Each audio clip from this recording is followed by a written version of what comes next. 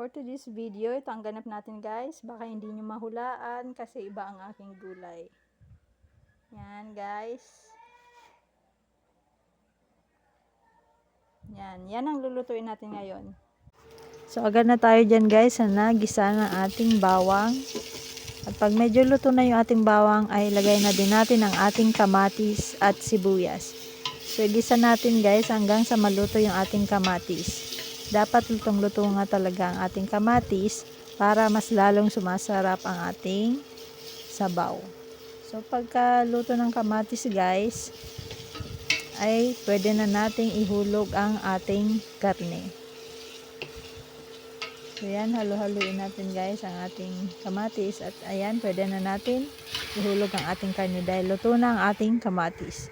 Halo-haluin natin yung karne, isang kutsa natin hanggang sa medyo maluto siya. At wag natin kalimutan lagyan ng konting asin para maglasa na siya.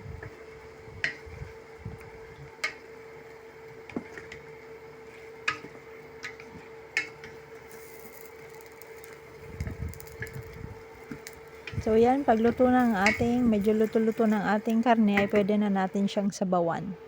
So yan guys, nakikita nyo ba yung sabaw? Medyo orange siya. Dahil yan sa ating kamatis na niluto sa pag-isa. So ganyan yung magiging sabaw niya. 'Di ba maganda? At nakakatakam. So pagkulo niyan guys, ay pwede na natin ilagay yung ating pechay.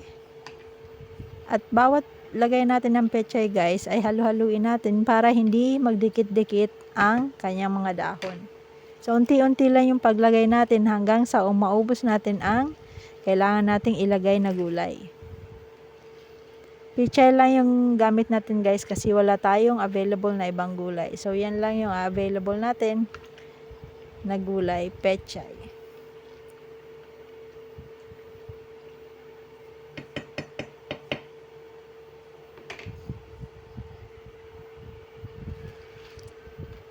So yan guys, pag nahulog na natin lahat ng ating pechay, ay papakuloy natin yan hanggang sa malutong yung ating pechay. Bago natin ilagay yung ating sinigang mix.